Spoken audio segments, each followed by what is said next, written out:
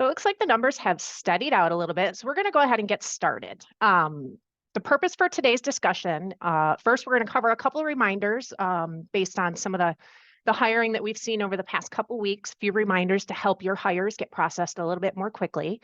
We're going to touch on the New York State Pay Transparency Law, which goes into effect on Sunday.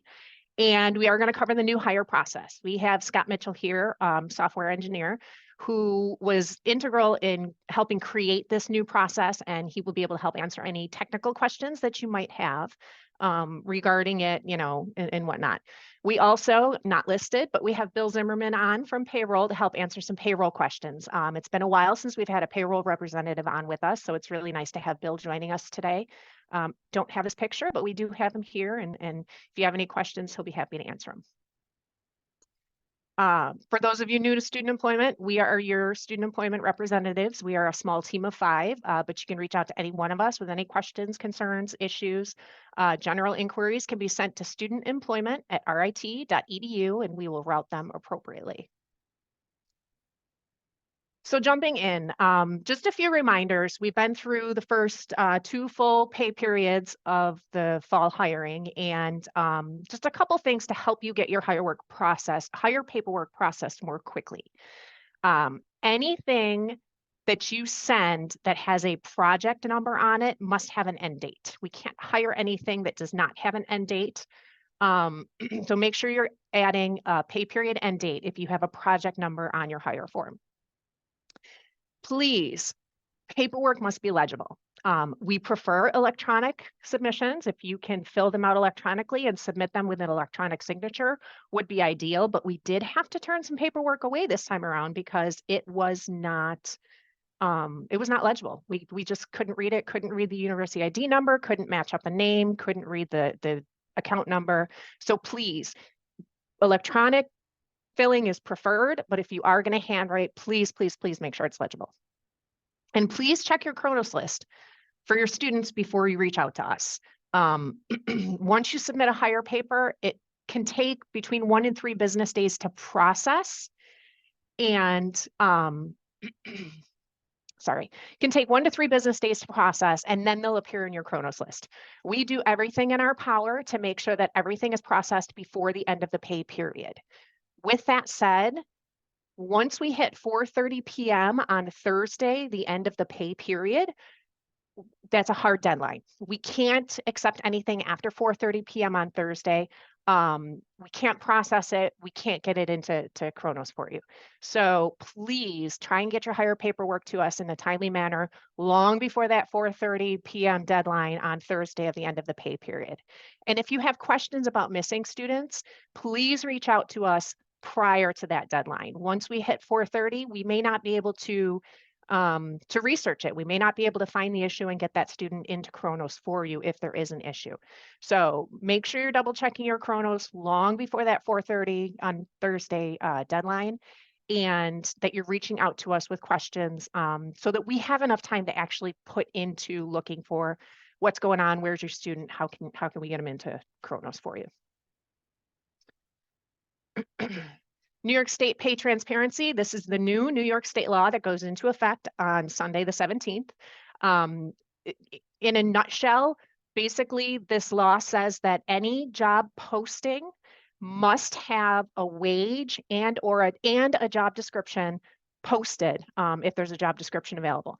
But it must have a wage or wage range for every job posting that we have. That means that any posting for any jobs that are going to be performed in the state of New York must include the salary or salary range. And it should have the minimum and maximum salary or hourly rate that you're going to pay between. So if you post a job that's going to pay between $14.20 and $16 an hour, you can't really hire outside of that range. That is the range that you intend to hire at.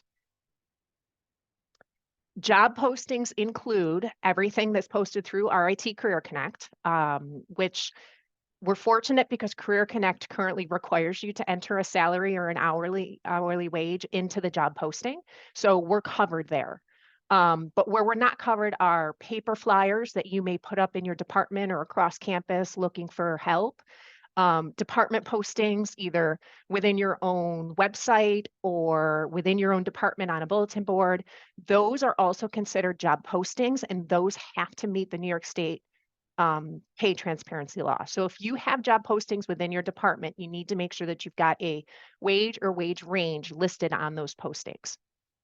And it cannot be listed as this job starts at ... It has to be an actual wage or a wage range. This is for all jobs that are posted from September 17th moving forward. So if you have something posted now, it doesn't have to meet this new requirement. But if you put something up on Monday, then that has to meet the new requirement. If you're looking to recruit and you don't want to adhere to this law, then get that posting up now so that come Monday, you're in good shape. But anything that goes up from basically Sunday forward has to meet these standards. New York State is very serious about this too. And any business found in violation will be subject to civil fines. $1,000 for the first, $2,000 for the second, and $3,000 for the third violation. So, and that means individual violation, not violation for the entire company. So if we have 4 student jobs that get posted without a wage or wage range listed, that's 4 violations. And it's not just for students, it's for all faculty, staff, adjunct, student hires. So it's every hire campus-wide. If you want to read more about the new law, there's a couple websites that I provided here. One is the Department of Labor, newyork.gov. You can go and read through the law itself. But Paychex also wrote a really good article regarding the New York State pay transparency law, kind of breaking it down. So if you want to go out and read that Paychex article, it really explains the reason behind it, why it's important, and how we can best adhere to the law. And so now on to the information of the hour, the new hire process. This has been a long time coming. We are very excited to launch this. We really feel that this is going to benefit both our hiring supervisors, ourselves, and everybody involved. So little background on it. This was part of a larger RIT project in partnership with Equifax. This is going to provide you more control over the hiring process. Now we've already eliminated SEO cards. So please, if you could just stop telling your students to contact us for an SEO card, they get very confused. We haven't used SEO cards since last year. We are no longer issuing physical SEO cards. They receive an email indicating whether or not they are eligible to start working. But this will, further amplify that we are no longer using SEO cards. It puts the validation of the I-9 completion in the hands of the hiring supervisor, meaning you will know immediately whether or not your student has an I-9 completed. It is going to eliminate the current I-9 link. So once we put this into place, that link is no longer going to be valid. And we'll show you what is going to be valid and how the students are going to complete the I-9. They will receive the link directly to their email in their new hire packet. So they're still going to get a new hire packet from Equifax like they do currently, but it's going to include the I-9 link directly to them. And once your student completes the I-9, you as their supervisor will receive an email indicating that they have completed the I-9 and they are now clear to be hired. So there's no more question, hey, I thought my student completed it. They told me they completed it. You will get the email directly to you. The information regarding the new hire process is already posted on our website. If you go to the student employment website, you'll see the new hire process. You'll see that it goes into effect on September 18th. And then there are step-by-step instructions with pictures available and an FAQ. So if you have questions, you can take a look at that FAQ. And if that doesn't answer your questions, feel free to reach out. studenthire.rit.edu. This is where you're going to go to start the hire process. Department contacts, those who are listed as department contacts in Oracle, will have access automatically, and all others will need to self-request through Oracle. And that process is fairly easy to self-request through Oracle. So what we're going to do now is we're going to go, and I'm actually going to show you a couple students, what it looks like when you put them in to process them, what you're looking for, and what you're going to see. So studenthire.rit.edu is going to take you to a page that looks like this, RIT student hire request. And if one of my crew can just verify for me that everybody can see this page. Yes. Wonderful. Yes, we Thank can you. see it. Yeah. Awesome. And we just got a question I wanted to address now. Students who already have verification for the semester or are already hired for the semester, are already in your Kronos, they're not affected. This is going to be for students that you're hiring from when this takes effect going forward. Yes, that's correct. Okay, so studenthire.rit.edu. This is where you're going to start for every student that you intend to hire, whether they are a brand new hire, never worked for RIT before, or they have worked for RIT maybe in another department or maybe for you in the past. This is where you're going to go. You're going to click on continue. And then you're going to enter the student's university ID number in here. So we are going to process a student as if they are a brand new student to RIT, never worked. Put in their university ID number. This student will be working remotely. This box should never be checked because students have to adhere to the RIT remote work policy. That means that work is performed within New York State. Work cannot be performed outside of New York State or in New York City for any more than 30 days. So work has to be performed here. If they are working remotely, that's a separate policy and you need to get that clearance through our office. So we'll have, if you're going to click this box, then you and I need to have a separate conversation about where that student is working. So you put in the student's university ID number and hit next.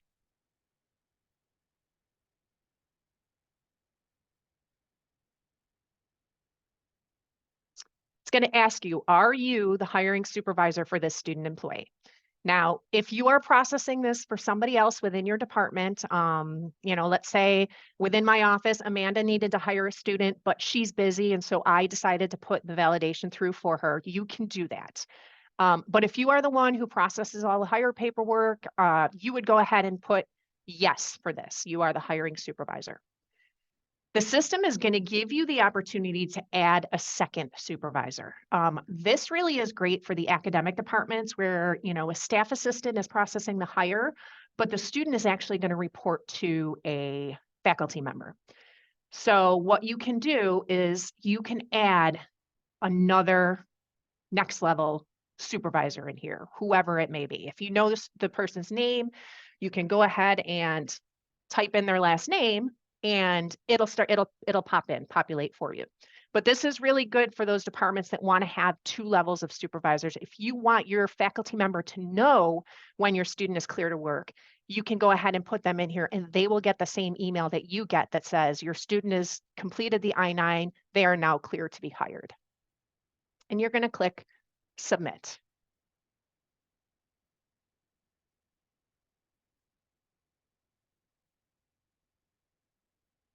Now we are in a testing environment, so it's a little slower than it'll be when once we get into production. It's really taking its time to think right now.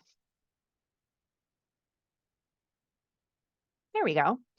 So this page here tells you that your student's been entered into the system.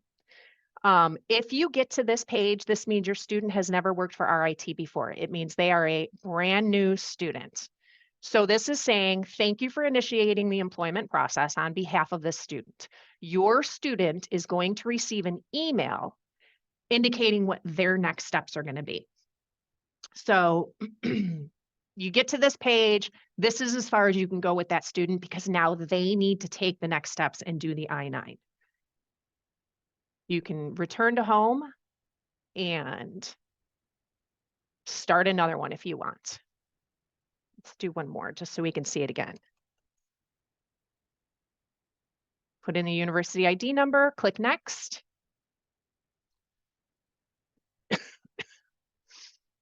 Are you the hiring supervisor for this student? Yes, I am. I'm not going to bother putting a second level supervisor in. We're just going to go ahead and submit this one.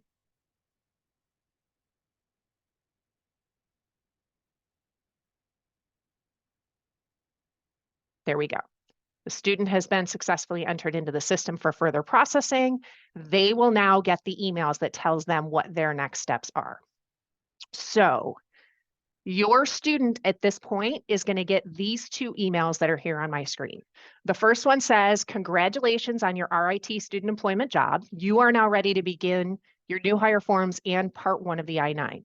So they are going to go into their Employment Center new hire packet, complete all of their hire documents, which includes direct deposit, some policy information, New York State New York State COVID compliance, any state compliant documents that they need.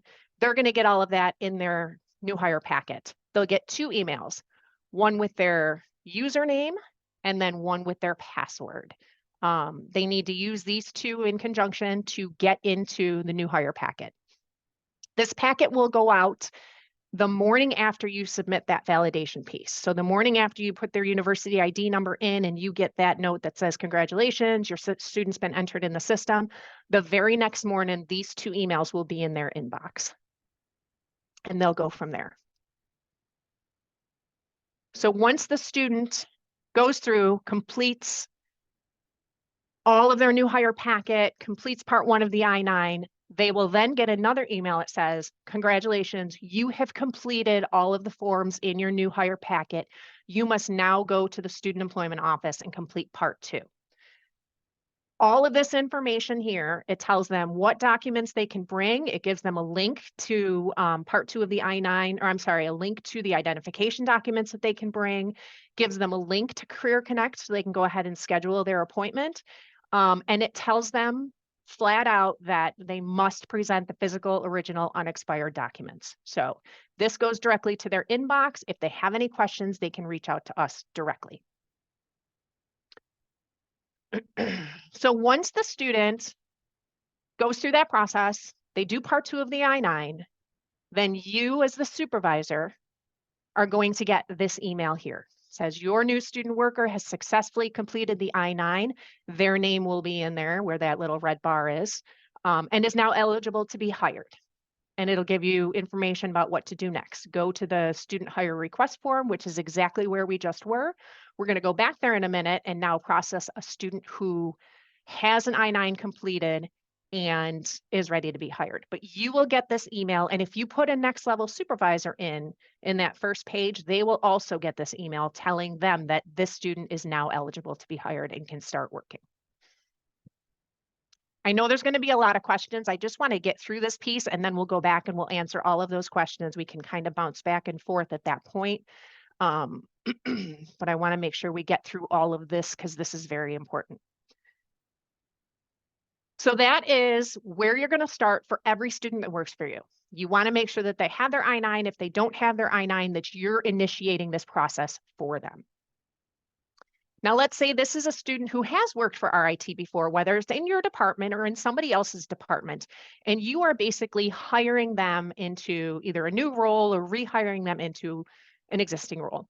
You're going to go to the same exact place, studenthire.rit.edu. You're going to put the university ID number in, just like you did before. You're going to click next. And now the system is looking at Oracle to see, does this student have a job somewhere? If you get to this page where it asks you what employee type is your student, then you know that the student has worked for RIT before. So this is kind of where the system will branch off in different directions based on whether or not the I-9 is complete. If the I-9 is not complete, it will ask you if you're the supervisor. If the I-9 is complete, it's going to ask you what employee type you're hiring. The reason it asks you this is because at this time, we can only support regular student hires through this system. So co-ops, graduate assistants, and graduate teaching assistants, we're not quite there yet. We intend to get there, but we need to build it differently. And getting the regular students, who are the bulk of our student employees on campus, into this system was really the most important piece of this right now. So the question we'll ask you, is this a co-op, GA, or GTA? If it's yes, this system is going to stop you and say, I'm sorry, You cannot use this system to process those students. Please complete the standard new hire form for this student. So it's going to hard stop you right here. It's not going to let you go any further if you're hiring the student as a co-op, GA, or GTA. If we go back and we click no, then it's going to let you go further. And essentially, you are now in the hire form. So that paper hire form that you've been sending to our office all of these years, this is now right here. Your student's name, you're going to enter the job title, whatever that job title is that you've given that job. So let's call it student employee. You need to enter the hiring supervisor. So whether that's you or somebody else, you can either go scroll all the way through this giant list of RIT, faculty and staff, or you can start typing a last name and it'll start to populate. Your organization, again, you can either scroll through all of this because everybody's in here, or you can start typing in your organization's name. So I know that my office is in here as the Office of Career Services. So if I just type office, then I know it's going to go all the way to the O's and I can find it right here. When using this form, one of the biggest changes that you're going to notice is that you can now use the actual start date. You no longer need to use pay period start dates when using this form. The caveat to this is that when you're using this system, the student should not have started working yet. That's why you get the email saying, hey, your student is now eligible to start working. The student should not be working until you get that email that says your student is clear to start working. Then you can go in here and you can use the exact date that your student starts working. So I got the email this morning, my student is clear to work. I'm going to go in and fill this out. Today is the 13th. She's going to work this evening. I'm going to click September 13th as the student start date. That student can start today. End date, you don't need to enter this if you intend to hire this student with an open end date, with the exception of those project numbers. If you're hiring a student on a project number, then the system is going to require you to enter an end date. But for right now, we're just going to leave it open and hope that our student Abigail stays with us until she graduates, and then maybe even when she becomes a grad student. If you come down to expense account and type in your department number, give it a second, and all of your active accounts will pop up in a screen. And you'll be able to click on which one is appropriate to hire this student into. We're going to hire the student into the regular student employment account. Career Connect ID number is always required. Always, always, always. So let's go ahead and just put a number in there. And let's say I'm hiring my student $14.20 an hour, which is the New York State minimum wage. There's nothing else I need to do. If I were hiring on a regular paper hire form, I would just fill it out, send that one hire form. That's what you would do here. Click submit. You don't have to put the rate in because you're hiring at minimum wage. This is going to automatically route this to our office. If there's nothing that we need to verify, if the system will automatically check registration to make sure the student is registered full-time and that they have an I-9 in place. So if those two pieces are in place, there's nothing we need to check on the account number, then this will automatically process and this student will show up in your Kronos tomorrow.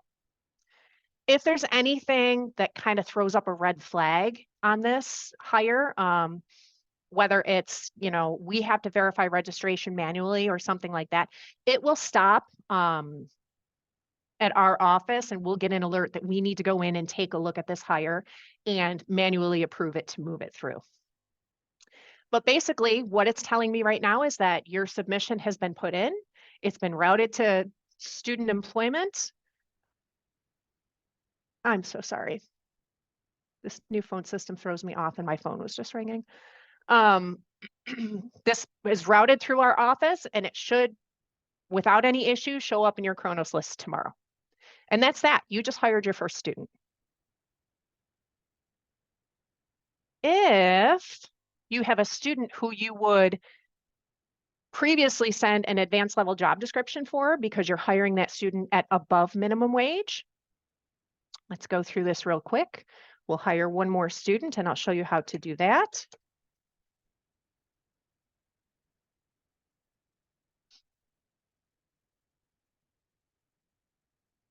So no, this is not a co-op. This is a regular student.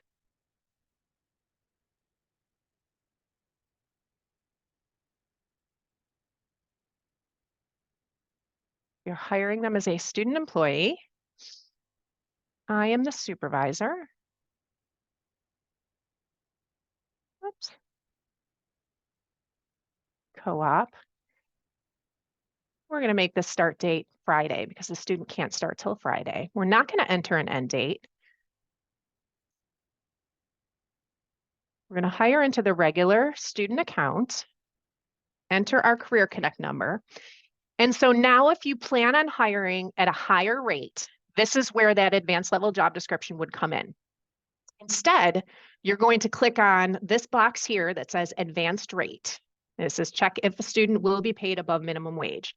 When you click on that advanced rate and click next, it is going to take you to a page that looks basically similar to what our advanced level job description looked like. So just like before, we just need you to provide us some sort of information as to why the rate you're paying is higher than minimum wage, whether it's leadership responsibilities or special projects on campus, or you have these fields over here where you can just simply type information into as well. Other duties, you do have to enter the wage rate on this form. So if it's minimum wage and you're not filling this form out, the system will automatically hire at $14.20, which is the New York State minimum wage. If you are filling this page out, then you need to manually put, whoops, not 170. It's a lucky student. You need to manually put that wage in. And then you need to mark whatever is the justification for that higher rate. And then submit. Anything that's submitted with a rate higher than New York State minimum wage will route to our office just so we can view it and ensure that that rate isn't something astronomical. Sometimes, you know, there's keying errors, just like $170 an hour. Sometimes there are rates on campus that are backed by grants or things like that. But when it's a rate that is higher than what we generally see on campus, we do have to take a look at it, make sure that the rate that we're paying, the job that the student is doing warrants the rate that we are asking to pay. And you have just hired your second student at a higher rate than New York State minimum wage. So the process is much more streamlined. It's really quite easy. You will always start on this page, whether it's a student who has never worked before for RIT or they have worked before. And this page here, once you put the UID in, will determine, it will automatically look at the student's Oracle record to see if they have an I-9 done, and it will look at the student's SIS record to make sure that they're registered full-time, and then it will determine how to route it. Does a student need to get a new hire packet, or can we move right into the hire form? So again, this is all now initiated by you, the supervisor. The current I-9 website that we're using, which is rit.edu/I9, effective Monday, that website will no longer be available. So if students go to that site to do part one, it's going to tell them, please refer back to your supervisor to initiate the I-9 process. If you're hiring a student, if you sit down, you talk to a student on Monday and you say, hey, you know what, I'm going to hire you. Let's get this process started. Please don't wait. please get in there and start that initiation. Put that university ID number in, get that new hire packet initiated immediately, because the longer you wait, the longer it's going to be for that student to actually be able to start working. There is, as we already know, there is a bit of a delay between the systems talking to each other. So the sooner you start it, the sooner we can get that student on your Kronos list. When using the system, you will now use actual start dates. You no longer need to use the pay period start date and end date. And we know that this is going to be a lot. We know this is going to be different. We know that, there may be some struggles here and there. So beginning on Monday and every day for 2 weeks, we're going to offer drop-in office hours every day from 10 a.m. to 10:45. You can drop in, you can ask questions, if you need another quick walkthrough, we can do that.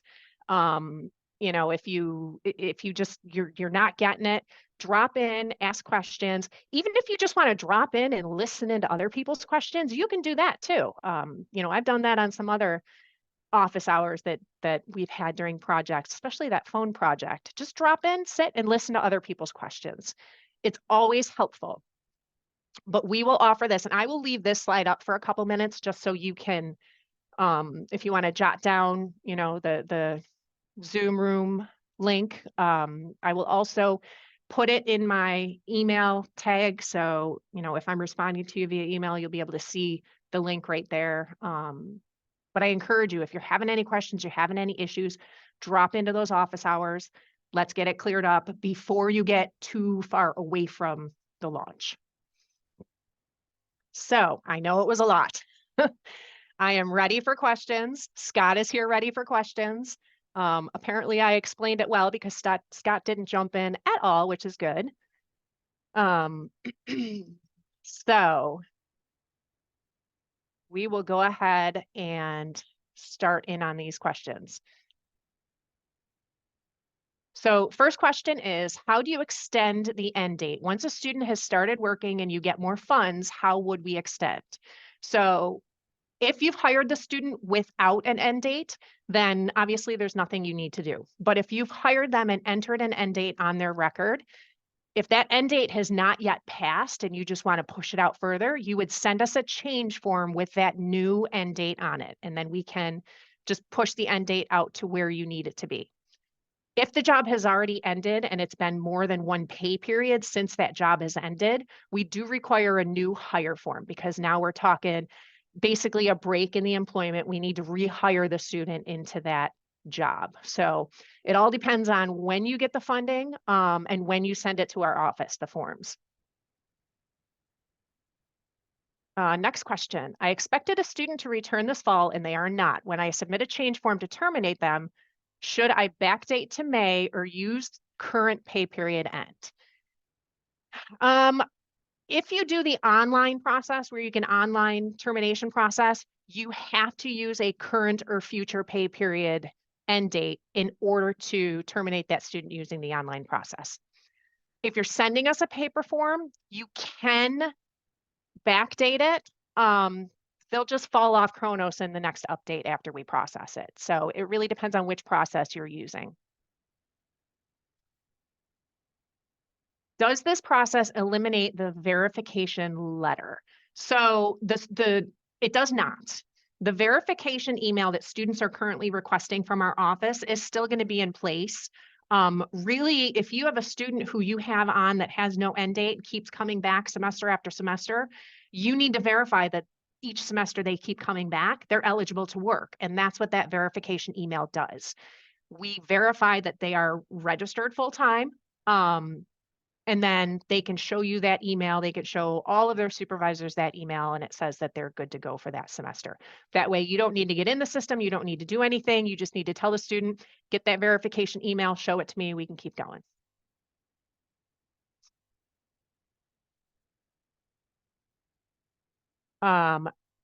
If a student gets stuck somewhere in the process with the hired documents, does the supervisor see what step they're at in the system? How do we support them? Send them to your office. So first of all, if a student, the documents that they're getting in their new hire packet are essentially documents that they have to initial that they've read. So if they're getting stuck at initialing those documents, you can send them to our office. Direct deposit form, that is in there, and part 1 of the I-9. They're very basic documents. They're not asking for anything more than initial or personal information for part 1 of the I-9. But if they get stuck, you can refer them to our office. We will be able to access their new hire packet and see where they are in the system, where they are in the packet, and help them out as much as we can.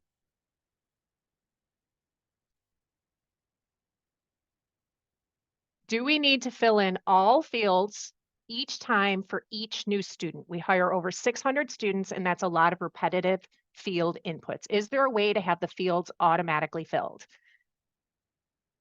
I'm sorry to say, but the answer to that is yes. You do need to fill in all the fields each time you hire a student. They're really, and Scott, if you see any other way, I don't see any way that we can do this automatically for one department.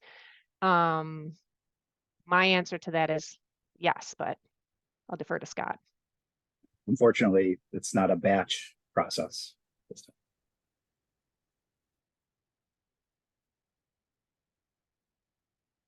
How do we initiate the I-9 process for GTAs if the old site will be offline? It's the same. So the I-9 process is initiated the same for every student. It's just the actual filling in of the hire form that you cannot use for GTAs. So you will go to, let me pull this back up. You will go to this page and you will start this. Let's say the student I'm hiring right now is going to be hired as a GTA. You will fill this in for that GTA. And it's going to send the GTA the new hire packet.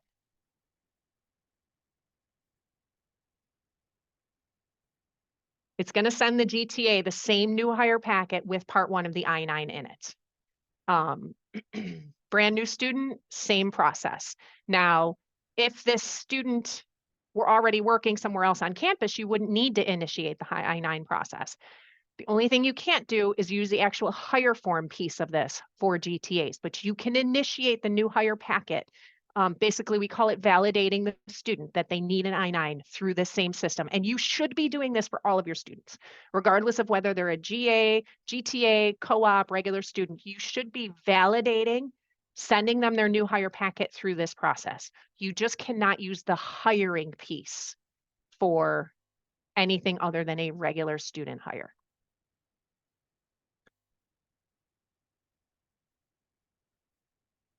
How do we terminate students? So there's 2 ways to do that. You can use the online termination function, which is in Oracle, or you can send a change form. You will send a paper change form to our office and we will manually terminate the students. Can the slide deck be emailed out as well? Sure. How do we, oh, that's the same question. How do we initiate the I-9 process for GTAs? I just went through that. You will hire them using the old paper form that you're currently using. So you will continue to use the paper form to actually process the hire, but you will use the online portion to generate the new hire packet, which will have their I-9 in it. If a student has an appointment later this week for verification, how would I do the hire form? Well, that's up to you. If the student is coming to do part 2 of the I-9 this week, which would be either today, tomorrow, or Friday, you can send us a paper hire form. Just a note, we will be processing both paper forms and the online system concurrently as we transition completely to this online system. So we will still accept paper forms. We will still process them. We will still check them in. There may be a situation where we tell you, you have to send a paper form, especially if we're dealing with late hires, which we all know that we don't want to do, but we will still process paper hire forms. But for this situation, if you have a student who's coming in to do part 2 this week, you can either send a paper hire form to us or wait until Monday and go in and process the hire using the new process. So it's entirely up to you. It depends, I guess, when the student is starting their job too. If they're starting for you this Friday, I wouldn't suggest waiting. Let's get that hire form processed so you can get them their Kronos number.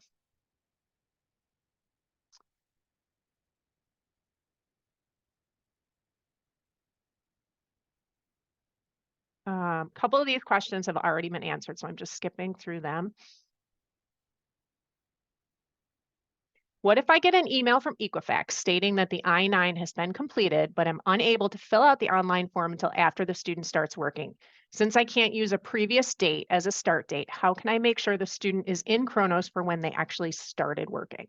Well, first of all, the email actually comes from us. It doesn't come from Equifax. That's an RIT generated email telling you that the I-9 is completed.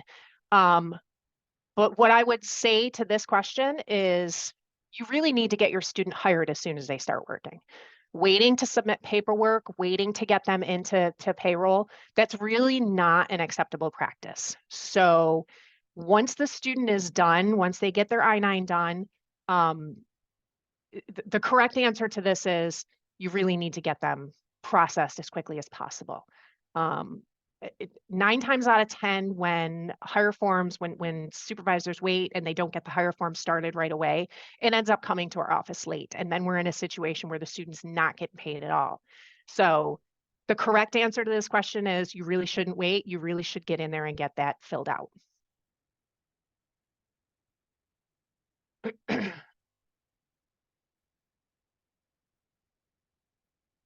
So question is, for promotions to currently hired employees, do we use the same website to rehire them or submit a paper wage change form? If you're changing an existing student employee, you're changing their wage, you're changing the account number, that'll still come to us on a paper form. We need to manually process those. This system is simply for hiring them into a new role within your department.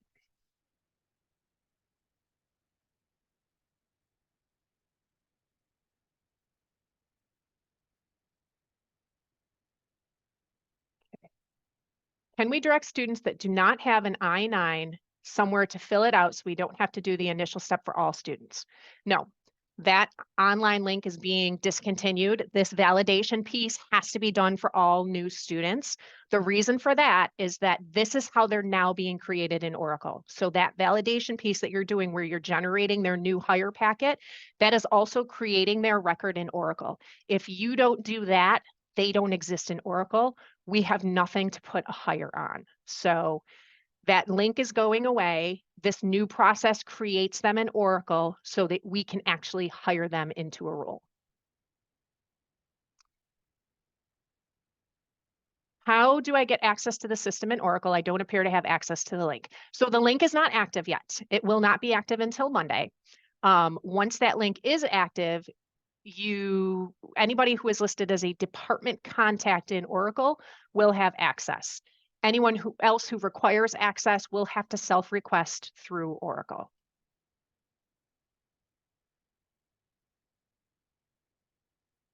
Are GA hires using the same form for the foreseeable future until the system lets us do it online? Yes. We're doing this in phases. We're hoping to get GAs and co-ops and GTAs up on this in the foreseeable future, but we had to do this in bits and pieces, and the biggest piece that we wanted to cover was the regular student hires.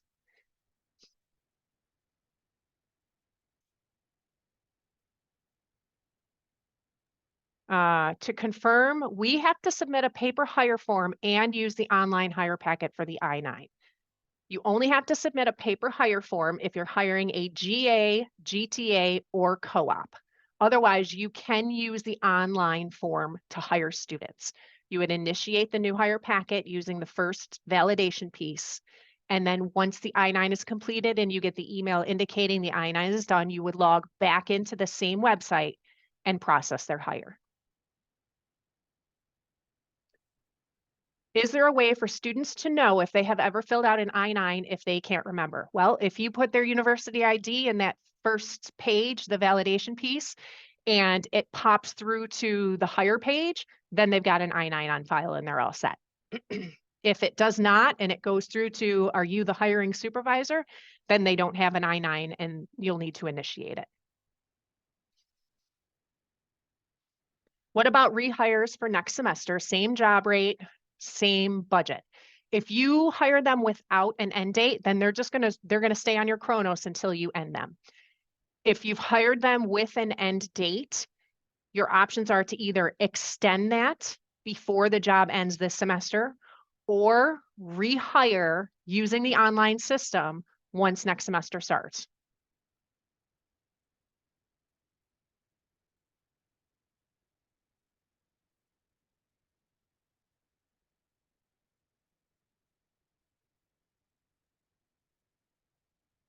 Can my student assistant fill out the initial form? Currently, I have one that helps me get paperwork filed with SEO. Student employees will not have access to this studenthire.rit.edu because you will have to sign in using your single sign-on. So unfortunately, that is not something that a student employee will be able to do because it is through Oracle.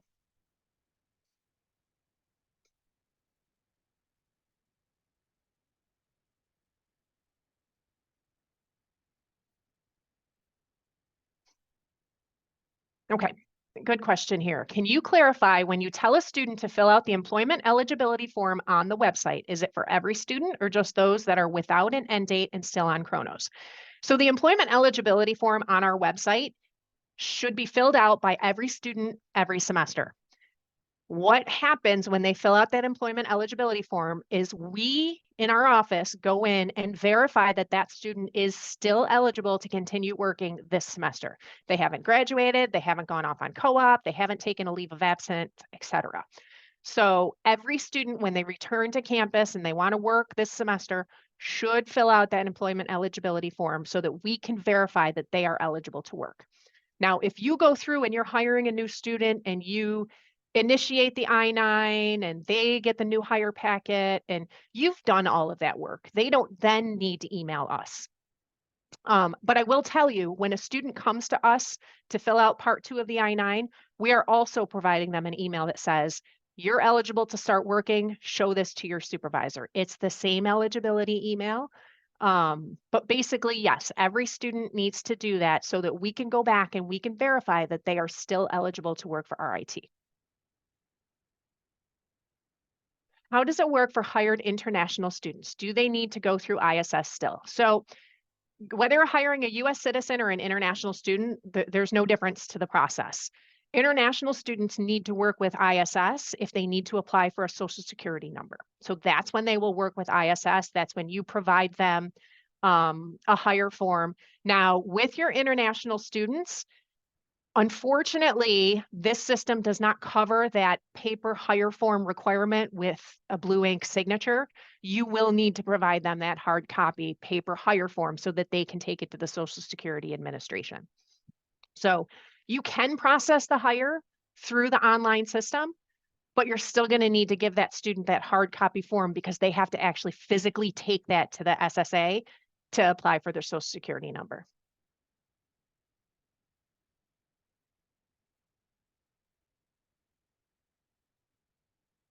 Our grad students have elevated access to Kronos. Will they be able to fill in this form if we request it? Scott? Yes, you'd have to open a request up with the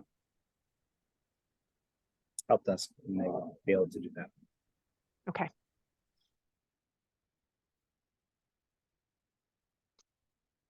Okay. And I am getting a message here that some folks are having problems due to Zoom freezing. So I will make sure that this PowerPoint is available for everybody who would like to see it. I will also tell everybody that this session is being recorded and will be available on our YouTube channel. I ask that you give it probably 2 days before it's up and available, because YouTube has to generate the closed captioning. So we don't make it live until that closed captioning is ready to go. But it will be available hopefully by Friday. And you'll be able to go back and review it and share it with your teams if they weren't able to join us.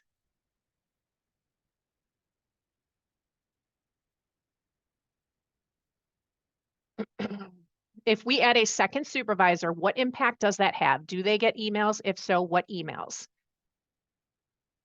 Oh, okay. I'm asking specifically about emails not related to the hire process, more like emails about missed punches, et cetera. No, this has no impact on any of those other alerts that you get, such as missed punches, expiring I-20s, students exceeding 20 hours, those type of emails will still only go to the department contact.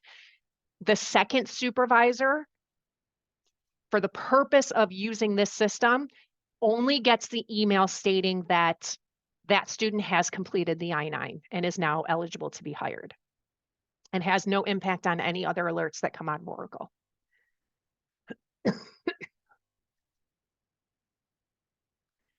When a student has already been employed on campus for another department and I would like to hire them, what are the steps after I enter their UID? At what point would we need to ask for SEO verification? So let's pull this back up real quick. If a student has worked for RIT in the past, we'll go ahead.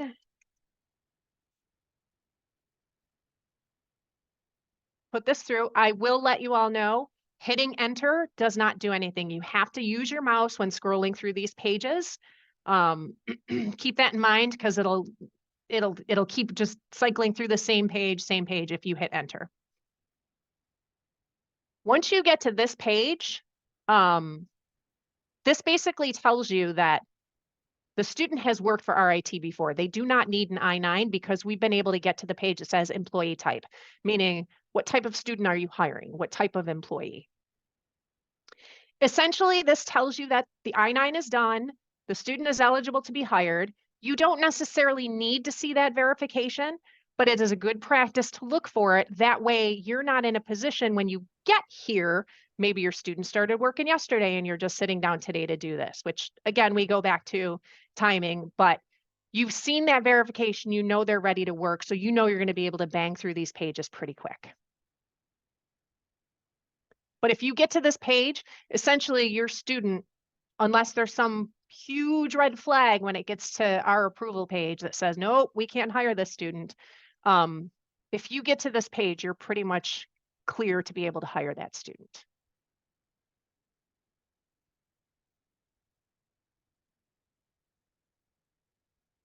Extensions, account number changes, and terminations are still done via the paper forms.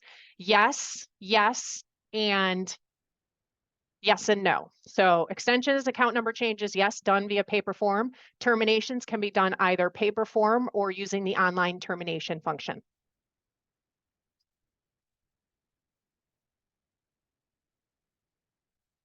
Currently, when sending the paper hire forms, we have to send the student employment verification. I'm assuming that is no longer needed when we fill out the form. We still request it and just keep it for our files. Yes, you don't actually have to send us that verification email back because we're generating it to send to your students. We don't necessarily need it back. The only time we will ask for it back is if there's a discrepancy and for some reason the student's not showing up in our system, but they've been given a verification email, then we ask to see it. But yes, I would still continue to request it, put it in your student's file just for your own knowledge. Okay, so once we fill out the page you were just on, the student should receive a link from Equifax to finish the hiring process. So not at this page. This page means they've already done all of that new hire process. They're working for RIT currently somewhere or have worked somewhere. If you attempt to hire a student who's never worked for RIT, you will get to a different page. You will get to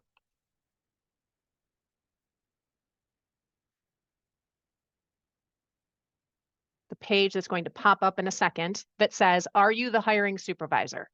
Now this says, okay, the student's never had an I-9. We're going to go through, yes, I'm the hiring supervisor. I'm going to click submit.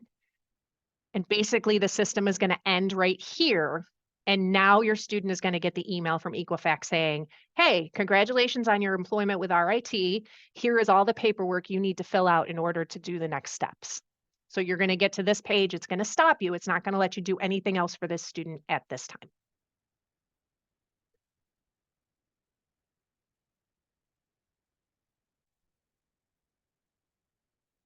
time.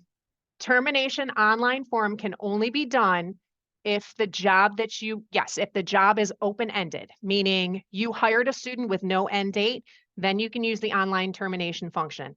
If you hired a student with an end date and you're changing that end date, you have to use a paper change form. The email from Equifax is the next calendar day. So if you submit the validation for a student on Friday afternoon, the student should receive their Equifax emails Saturday morning. It is calendar days, not business days.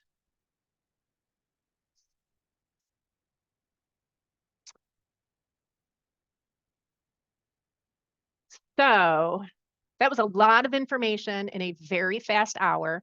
We got through all of the questions. Thank you so much. Again, we will be available to answer questions during the office hours beginning on Monday at 10 a.m. It's a relatively easy process, but we're here to help get you through it and get you comfortable with it.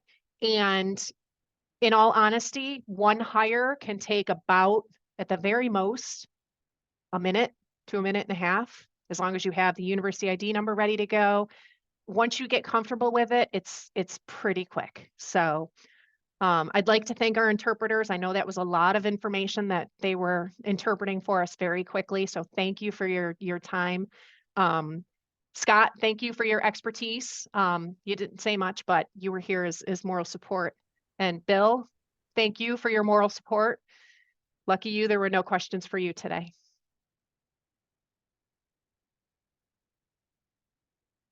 So have a great day, and we'll be here Monday to help you out. Thank you.